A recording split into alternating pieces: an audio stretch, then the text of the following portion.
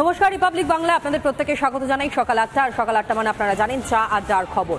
আর আজকে চা আড্ডার খবর নিয়ে আমি রয়েছি তনয় আপনাদের সঙ্গে, এবং আমার সঙ্গে রয়েছে সমাদৃতা। আপনাদের সবাইকে স্বাগত। তবে আজকে আড্ডা দেওয়ার মতো মানসিকতা আমার বা তনয়ার কারণ নেই, কারণ যে ভয়ঙ্কর ছবি কাল গোটা রাত জুড়ে আমরা দেখেছি, সে ছবি দেখে কার্যত শিউরে উঠছি। আমরা ভয়ঙ্করভাবে আশঙ্কায় ভুগছি, আমরা ভয়ে রয়েছি যে ওপার বাংলায় কয়েক হাত দূরত্বে, সীমান্ত থেকে কয়েক হাত দূরত্বে যে আগুন আমরা জ্বলতে দেখেছি, যে আর্তনাদ রাতভর আমরা সামাজিক মাধ্যমে শুনেছি, সেই আর্তনাদ, সেই ভয়ঙ্কর আগুনের আজ কোথাও আমাদের ঘর বাড়িও পোড়াবে না তো? সীমান্ত পার করতে সময় কতটুকু লাগে? যারা ওই আগুনে ঘি ঢেলেছিলেন এপারে বসে থেকে, তারা আজকে উত্তর দেবেন?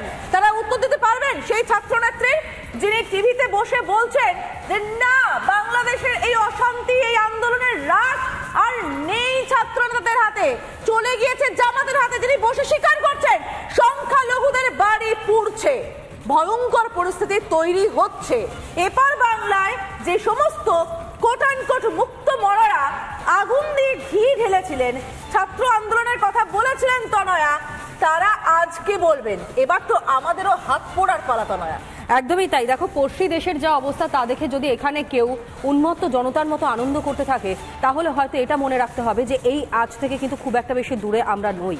যা হোক, এর আজ এখানে পড়ে কিনা, এবং একই সঙ্গে ওই যে সমাদিতা যেমন বললো যে যারা এখানে এতদিন ধরে সেই সকল উন্মত্ত জনতার পাশে দাঁড়িয়ে সোচ্চার হয়েছেন, তারা এখনো পর্যন্ত কেন চুপ, কেন এখনো পর্যন্ত তারা কথা বলছেন না? আমরা আলোচনা করব, আমরা জানবার চেষ্টা করব যে এই মুহূর্তে পরিস্থিতি ঠিক কোন জায়গায় রয়েছে। আন্তর্জাতিক সম্পর্ক বিশেষজ্ঞরা তারাও আমাদের সঙ্গে রয়েছেন এই মুহূর্তে, কিন্তু তার আগে একটা বিশেষ প্রতিবেদন আপনাদের জন্য দেখুন।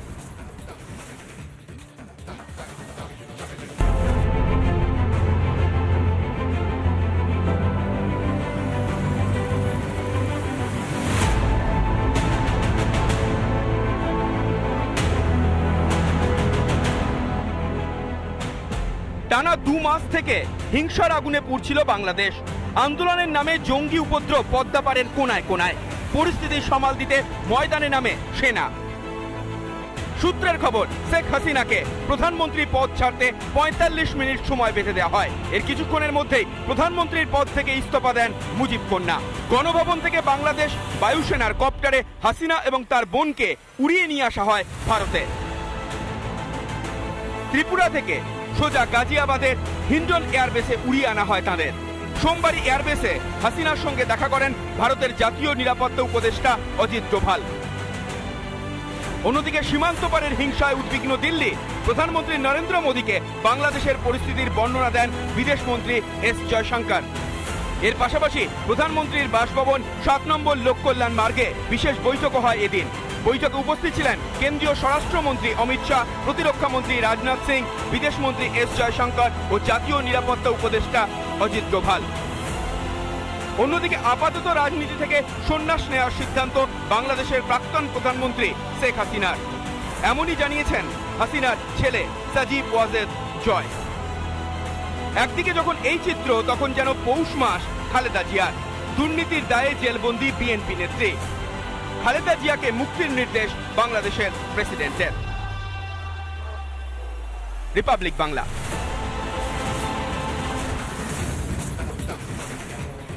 বাংলাদেশের ছবিটা সত্যি ভয় ধরা কোথাও গিয়ে সমাদিতা। দেখো, যে সকল ছাত্রছাত্রীদের হাতে পেন থাকার কথা, চক থাকার কথা, ডাস্টার থাকার কথা, তাদের হাতে অস্ত্র। আদৌ কি এরা ছাত্রছাত্রী?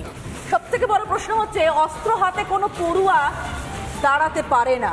কোনো পড়ুয়া, কোনো দেশের কোনো পড়ুয়া তারা নিজেদের জাতীয় সম্পত্তি জ্বালিয়ে দিতে পারে না। না, এরা পড়ুয়া নয়, এবং সে কথা স্বীকার করছেন পড়ুয়ারাই।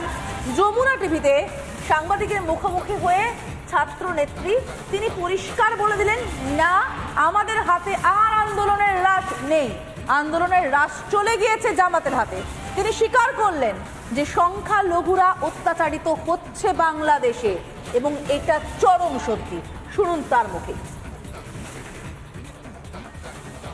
বিজয় উৎসব করতে গিয়ে কি ধরনের ধ্বংসযজ্ঞ চলছে পুরো দেশে, বিশেষ করে সংখ্যালঘুরা একটা অনিরাপত্তার মধ্যে ভুগছে। আপনাদের তো দায়িত্ব, আপনারা এই আন্দোলনের নেতৃত্ব দিয়েছেন, আপনাদেরকে সামনে রেখে ছাত্র জনতা এগিয়েছে। এখন এই ধরনের ধ্বংসযজ্ঞ চললে এর দায় তো আপনারা নেবেন না? নেবেন? অনেক ধরনের ঘটনা আমরা দেখতে পেলাম, যেটার মধ্যে আমরা দেখেছি যে সিরিজ সংখ্যালঘুদের যে পাড়াগুলো আছে বিভিন্ন জেলাতে, সেখানে একদম পরিকল্পিতভাবে আগুন দেওয়া হচ্ছে, সেখানে ধ্বংসযজ্ঞ চালানো হচ্ছে। আমার রুমমেট, তার বাড়ি গাইবান্ধা সুন্দরগঞ্জ, তার বাড়িতে ভাঙচুর করা হচ্ছে। এখন আমরা যখন দেখতে পাই যে একটা মব ভায়োলেন্স হয়, মব ভায়োলেন্সের ক্ষেত্রে হয়তো বলা যায় যে একটা খুবই র্যান্ডম একটা জায়গায় হয়তো ঘটনাটা ঘটছে, কিন্তু অন্য আরেকটা জায়গায় ঘটনাটা ঘটছে না। কিন্তু আমি যদি এই সংখ্যালঘুদের উপর যে নির্যাতন, সেটার প্যাটার্নটা খেয়াল করি, তাহলে দেখা যাচ্ছে যে একই সাথে বিভিন্ন জেলায় আসলে এই ঘটনাগুলো ঘটছে। তার মানে কোনো একটা গোষ্ঠী একদম পরিকল্পিতভাবে এই ঘটনাটি ঘটানোর চেষ্টা করছে আমাদের যে আন্দোলন, আমাদের যে বিজয়, সেটাকে বাধাগ্রস্ত করার জন্য। আমরা শুনলাম তনয়া ছাত্রনেত্রীর বক্তব্য এবং এই নিয়েই আমরা আলোচনা করব এবং আমরা আমাদের অতিথিদের কাছে যাব। কিন্তু তার আগে আরো একবার দর্শকদেরকে বলে রাখতে চাইবো যে ভয়ঙ্কর ছবি আমরা লাগাতার দেখছি, লাগাতার কাল বিকেল থেকে দেখাচ্ছি, আমাদের রাতে ঘুমোতে দেয়নি সে ছবি।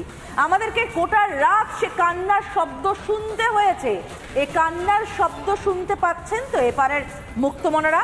আমরা জানবো আমাদের অতিথিদের কাছ থেকে, আমরা চলে যাবো আমাদের অতিথিদের কাছে, যাওয়ার চেষ্টা করবো আমাদের সঙ্গে কারা কারা রয়েছেন একটু আপনাদের সঙ্গে আলাপ করিয়ে দেবো।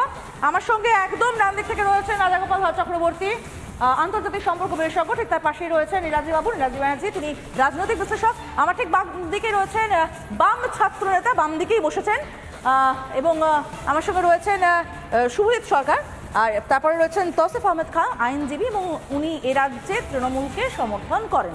আমি শুভজিৎকে দিয়ে শুরু করি। শুভজিৎ, আজ কতটা ভালো লাগছে যখন পড়ুয়ারা নিজেরাই বলছেন যে এটা জামাতের হাতে চলে গিয়েছে, তোমরা তো এদের জন্যই পথে নেমেছিলে, এখন এটাকে সমর্থন করতে পারছো তো? এই আগুনটা দেখতে ভালো লাগছে তো? এই কান্নাগুলো, আর্তনাদগুলো রাতভর শুনতে ভালো লাগছে তো শুভজিৎ? তুমি যদি গতকাল রাত্রিবেলা আমার ফেসবুকের পোস্ট দেখো, ওখানে আমি স্পষ্টভাবে লিখেছি যে আসলে ছাত্র আন্দোলনের নামে শুরু হওয়ার পর যারা ওই দেশের সবথেকে বড় ছাত্র নেতার মূর্তি ভাঙে, তারা যাই হোক, তারা ছাত্র আন্দোলন কখনো করতে পারে না। কারণ যেই শেখ মুজিবুর রহমান বাংলাদেশের অন্যতম, বাংলাদেশকে জন্ম দেওয়ার ক্ষেত্রে এবং বাংলাদেশের পতাকার তৈরির পিছনে যার সবথেকে বড় অবদান, যারা তার মূর্তি ভাঙছে তারা কোনোভাবে ছাত্র আন্দোলন নয়, তারা নিজেদেরকে ছাত্র বলতে পারে। এবার বুঝতে হবে এখানে বিষয়টা কোন জায়গায় চলে গেছে। আসলে ছাত্র আন্দোলনের ইস্যু দিয়ে যখন বিষয়টা শুরু হয়েছিল, কিছু কোটা সংস্করণ, মুক্তিযোদ্ধার কোটাদের বিষয় নিয়ে শুরু হয়, পরবর্তীকালে আমরা দেখি সরকার একটা জায়গায় নেগোশিয়েট করে বা কথাবার্তায় আসে এবং বারংবার বলা হয় যে তোমরা যদি ডায়ালগে আসো, ডিসকাশনে আসো, তাহলে আমরা একটা পিসফুল সিচুয়েশনে আনতে পারি। কিন্তু আমরা কি দেখলাম? আমরা দেখলাম যদি সত্যিকারের ছাত্ররাই খালি থাকতো আন্দোলনে, ছাত্ররা নিশ্চিতভাবে তাদের দাবি, যখন তাদের দাবিগুলো মেনে নেওয়া হয়, তারপরে তারা আন্দোলন উইথড্র করে নিত। কিন্তু এখানে আমরা দেখলাম যে একটা নির্দিষ্টভাবে কিছু শক্তি, যারা মৌলবাদী শক্তি, সাম্প্রদায়িক শক্তি, যারা নাকি ইসলামের ঝান্ডাকে কাঁধে নিয়ে অনেক ক্ষেত্রে। টানা 1 মিনিট ধরে আমি তোমার কথা শুনছি, আমি খুব সংক্ষেপে একটা বিষয়টা বোঝার চেষ্টা করবো। এটা কখন মনে হলো, কখন বুঝতে পারলে যে ছাত্রদের আড়ালে কার্যত অন্য একটা শক্তি কাজ করছে? ফেসবুক পোস্টের কথা তুমি বলছিলে, সোশ্যাল মাধ্যমে তুমি পোস্ট করেছো বলছিলে, সেক্ষেত্রে বলে রাখি, বড় মাধ্যম, টেলিভিশন মাধ্যম, গণমাধ্যম, সে মাধ্যমে রিপাবলিক বাংলা প্রথম দিন থেকে বলে আসছে পড়ুয়ারা মেট্রো স্টেশন জ্বালাতে পারে না, প্রথম দিন থেকে বলে আসছে।